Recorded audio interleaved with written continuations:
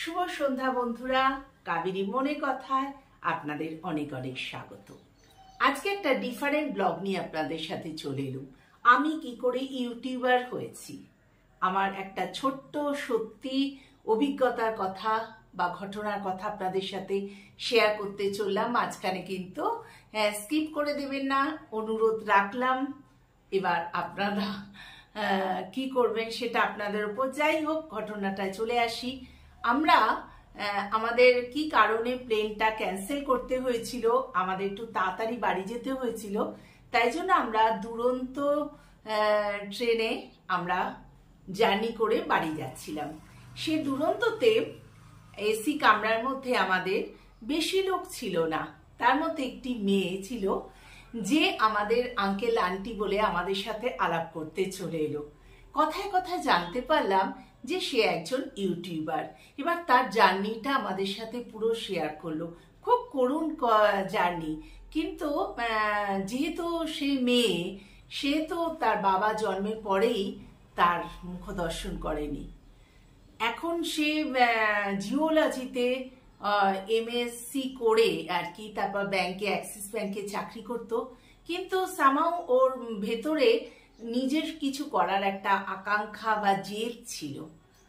কিছুদিন চাকরি করার পর বলছে, আন্টি আমার একদম চাকরি করতে ভাল লাগলো না।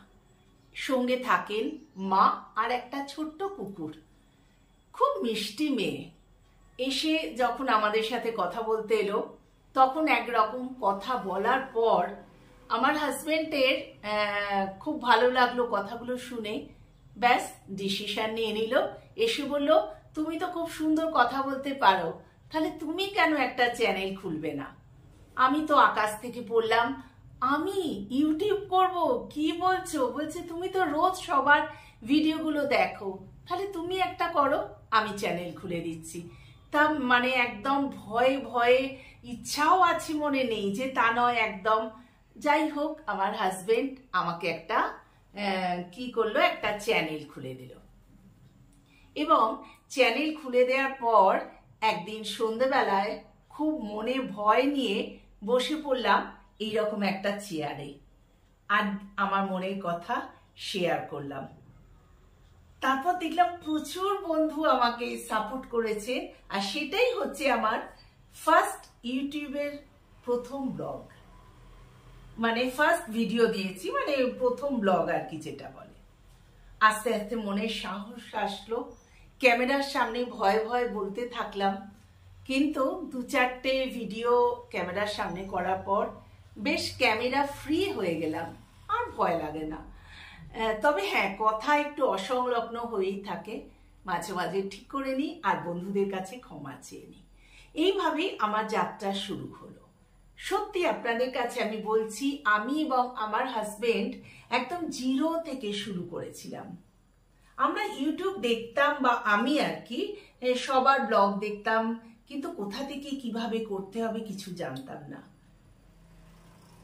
বলি না যে আমার হাজবেন্ড আমাকে 200% সাপোর্ট করে, তা ওই তো আমাকে এনেছে এই প্ল্যাটফর্মে। আস্তে আস্তে পড়াশোনা শুরু করলো আমার হাজবেন্ড। সবকিছু দেখে যেটুকু জানতে পারলো, যেটুকু বুঝতে পারলো আমার সাথে শেয়ার করলো। আমি সেইভাবে টুকটুক করে এগিয়ে যাচ্ছিলাম। শুধু ভিডিওটা করতাম, ব্লগ বানাতাম, আর ও অফিস থেকে এসে এডিট করতো, থাম্বনেল, টাইটেল, এভরিথিং। তবে টাইটেলের আইডিয়া কিছু কিছু আমার আছে, মানে আমার একটু বাংলাতে বেশি দখল আছে, সেই জন্য আমি একটুখানি ওর সাথে কোঅপারেট করতাম। মিলে মিশে চলছিল আমাদের এই যাত্রা, ইউটিউবের যাত্রা। 2+ হয়ে গেল। আস্তে আস্তে আমার চ্যানেল গ্রো করলো। কোনো দিন ভাবিনি আমি যে 1000 ক্রস করব। জানি না কি করে হয়ে গেল। এখন অনেকে জিজ্ঞেস করে, দিদি এই নিয়মটা কি, দিদি ওই নিয়মটা কি? কিন্তু বিশ্বাস করো বন্ধুরা, আমি একটু বাড়ি বলছি না, আমি কোনো নিয়মের মধ্যেই ছিলুম না। যেটুকু আমার হাজবেন্ড আমাকে বলছে এইভাবে করো, এইটা এইভাবে, জাস্ট আমরা ভিডিও করেছি, ব্লগ তুলেছি, দেন পোস্ট করেছি, এডিট করে দিয়েছে ও। আস্তে আস্তে 6-8 মাস পর বেশ বকুনি খেতে থাকছিলাম। 8 মাস পর একদিন মনে জোর এলো, আমি কেন পারবো না? রোজই বকুনি খাচ্ছি ওর থেকে, রোজই ভুলে যাচ্ছি, ভুল করছি। আর সত্যি তো অফিস থেকে এসে ওকে এডিট করতে হতো, মনে জোর আনলাম পারবো, দেখি। তো আজ আমি নিজেই এডিট করি, নিজেই সবকিছু করি। হ্যাঁ, কিছু কিছু হেল্প তো লাগেই, তখন তো হাজবেন্ড আছে পাশেই।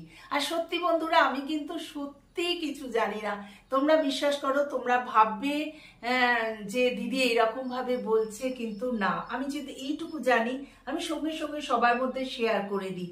এবং কোনো প্রবলেম হলে সেটা নিয়ে আমি ব্লগ করেছি, যে আমার নতুন যারা বন্ধুরা আছো তাদের সাথে আমি শেয়ার করছি যে তোমরা প্লিজ এই ভুলটা করো না, যেটা আমি করেছি। এবং আমার ওপর দিয়ে অনেক কিছু মানে আমাকে কি বলবো সহ্য করতে হয়েছে, সেগুলো আমি সঙ্গে সঙ্গে সাবধান করেছি। এইটুকু জানলে এইটুকুই আমি শেয়ার করেছি। যাই হোক, আজ 2 বছর পেরিয়ে 2+, আমি এই গত 2 মাস হলো আমি ইউটিউব চ্যানেলে মানে লাইভ করছি। কোনোদিন লাইভ করিনি, করতাম আমি ফেসবুকে, খুব রেয়ার। সবার দেখে মনে ইচ্ছা হতো একটু লাইভ করি, তা ভালোই হচ্ছিল। একদিন এক বন্ধু বলল, দিদি আপনি তো ইউটিউবার, তাহলে কেন ফেসবুকে লাইভ করছেন? এখানে কিছু করে কিচ্ছু হবে না, ফেসবুকের বন্ধু বাড়িয়ে আপনার কোনো লাভ হবে না। তো দেন একটি দিদির সাহায্যে ওনার থেকে জেনে আমি স্টার্ট করলাম। 2 মাস হবে, 2 মাস থেকে 3 মাস হবে আমি লাইভ করছি। আমি রোজ লাইভ করি না, আমি একদিন বাদ করি, কখনো সকালে করি, কখনো বিকালে করি। একটু আগেই আমাকে একটা অনেক ছোট্ট বন্ধু আর কি নতুন লাইভ করছে, জিজ্ঞেস করছে, দিদি লাইভ কত ঘন্টা করতে হয়, কি করতে হয়? আমি তার সদুত্তর দিতে পারলাম না। বললাম জানি না ভাই, কি খারাপ লাগছে, সে ভাববে দিদি আমার থেকে এত বড়, কিন্তু দিদি বলতে পারলো না। সত্যি আমি জানি না, লাইভ করছি এই পর্যন্ত।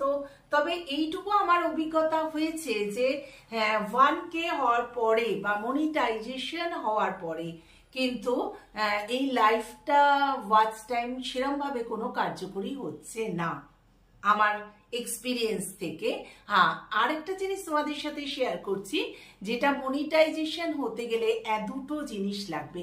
তোমরা অন্য কোথাও কোনো কথাতে কান দেবে না। প্রচুর চ্যানেল আসছে, তারা বলছে এই 1 ঘন্টার মধ্যে হয়ে যাবে, 6 ঘন্টার মধ্যে হয়ে যাবে, এত সাবস্ক্রাইবার বেড়ে যাবে। একদম নয়, এই ফাঁদে পা দিও না। এটা নিয়ে আমি একটা ভিডিও বানিয়েছি, আমি প্রচুর মানে এতে ক্ষতি হয়েছি। মানে একজনের দেখে ইচ্ছা তো হয় যে সাবস্ক্রাইবার বাড়বে, দেখি এই সেটিংগুলো চেঞ্জ করি, দেন আমার ক্ষতি হয়েছে।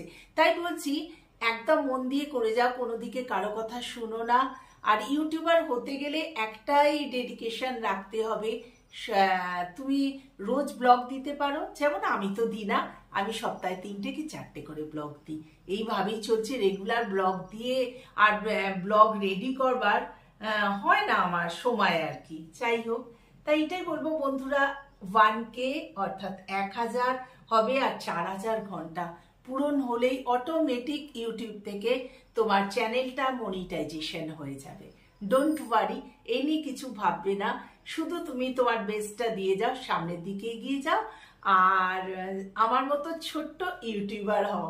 আমি তো অতি ক্ষুদ্র ভাই, আমি তো না জেনে এসছি, তবে যেটুকু এখন চলতে চলতে পথে কিছু তো একটুখানি জানতে পারছি, সেইটুকুই সবার মধ্যে শেয়ার করে দিচ্ছি, এর বেশি আর নয়। এই হচ্ছে, এইভাবেই আমি ইউটিউবার হয়েছি, এই হচ্ছে আমার পথের জার্নি। আর যে